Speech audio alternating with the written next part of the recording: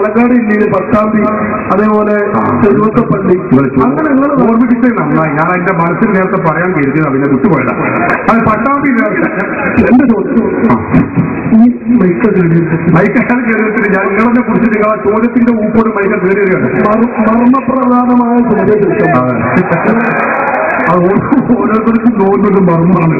പിന്നെ പറഞ്ഞു നോക്കുമ്പോൾ അയനാണ് അത്. അപ്പം മർമ്മ ആയിക്കോട്ടെ. കാര്യം അഥവാ നിങ്ങളിപ്പോ 2 ഗ്രൂപ്പുണ്ടല്ലോ. നിങ്ങളെ ഈ 2 ഗ്രൂപ്പുള്ളത് പോലെ ഞങ്ങൾ 2 ഗ്രൂപ്പുണ്ട് കാണിട്ട് പറയും. ഗ്രൂപ്പേരാണെങ്കിലും ശരി, പട്ടാമ്പി നേർച്ച പറഞ്ഞിട്ട് ഒരു 101 ആനകളുണ്ട് ബാൻഡ് മേളം. ആ ബാൻഡിനെ സിനിമപ്പാട്ടിന്റെ രീതിക്ക് ഊതലും കൊട്ടലും അതിന്റെ മുമ്പിലും കുറെ കള്ളു കുട്ടിട്ടും എന്തൊക്കെ സമ്മാനത്തരങ്ങളുണ്ടോ അതൊക്കെ നടക്കുന്ന ഒരു ഗ്രാമത്തിന്റെ പേരിൽ തെരുവത്തും ഇതേപോലെ ഈ മലപ്പുറം ജില്ലയിലും 1-2 സ്ഥലങ്ങളിൽ പ്രിയപ്പെട്ടവരെ അങ്ങനെ നടക്കുന്നുണ്ട്. ഇത് ഞങ്ങൾ മൗനാനുവാദം കൊടുക്കുക. അപ്പൊ ഈ സഹോദരൻ അവിടെ നമ്മളെ ചോദ്യം എന്താണെന്ന് അറിയാം. അദ്ദേഹം ചോദിച്ചത് ചെണ്ട കുത്തൽ അനുവദനീയാണ്, ആനെ കൊണ്ടൽ അനുവദനീയാണെന്ന് പറഞ്ഞിട്ടുണ്ട്. അത് ശരിയാവുന്ന ഞാൻ സ്ഥാപിച്ചു.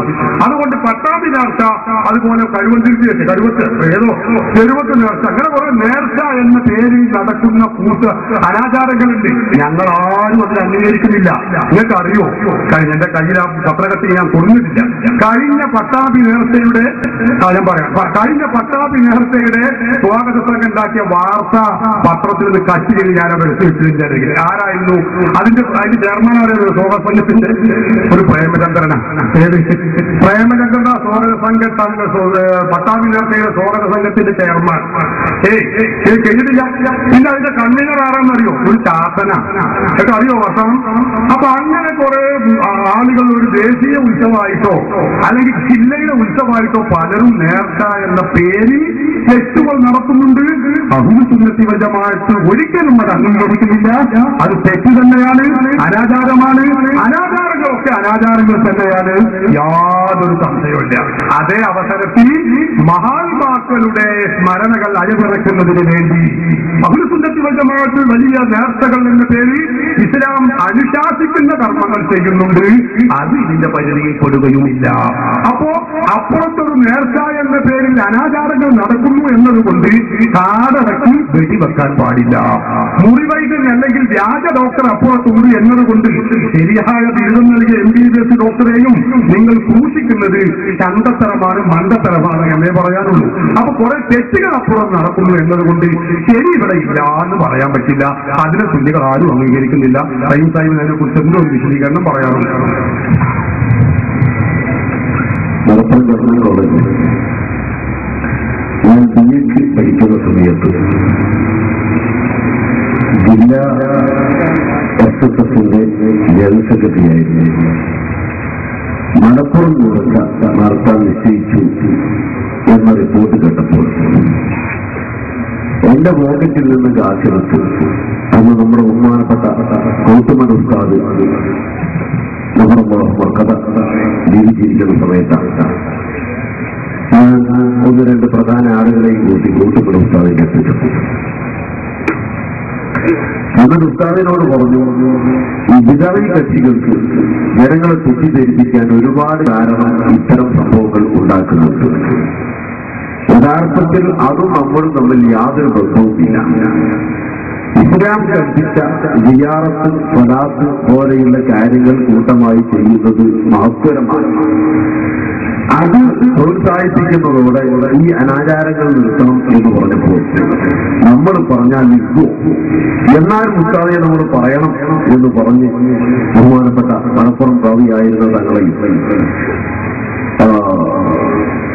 നമ്മുടെ ബഹുമാനപ്പെട്ട കോട്ടുമല ഉസ്താദിനെയും വണ്ടിയിൽ കയറ്റി വ്യക്തിപരവ് നടക്കുന്ന മുഴുവൻ സ്ഥലങ്ങളിലും നേരിട്ട് ഞങ്ങൾ ചെന്നു. നേരിട്ട് ചെന്ന് അവർ കാരണന്മാരെയും ഉസ്താദുമാരെയും കാവുമാരെയും കണ്ടു. വാസ്തവം ഇവിടെ നിന്ന് ഇസ്ലാമിന് വേണ്ടി യുദ്ധം ചെയ്യാൻ പോയി അതിൽ ഷഹീദായി ആ ആളുകളുടെ വാർഷികം ഷഹീദായ വർഷം വരുമ്പോൾ സമയം വരുമ്പോൾ കൂട്ടമായി സിയാറത്ത് ചെയ്യുന്നതും അവരെ അനുസ്കരിക്കുന്നതും അവരുടെ പേരിൽ സദഖ ചെയ്യുന്നതും അവരുടെ മദ്രികൾ പറയുന്നതും വളരെ ബേട്ടറുള്ള കാര്യമാണ്, പുണ്യമുള്ള കാര്യമാണ്. പക്ഷേ ആ ദിനത്തിൽ എല്ലാ തോന്നിയാസങ്ങളും വേണ്ടാത്തരങ്ങളും നമ്മൾ ചെയ്യുന്നത് കൊണ്ട് അവരുടെ കോപ്പമേ നമുക്ക് കിട്ടാൻ വകയുള്ളൂ, അതുകൊണ്ട് ചെയ്യരുത് എന്ന് പെട്ടുവരുന്ന മുഴുവൻ സ്ഥലം ഞങ്ങൾ പോയി പറഞ്ഞു.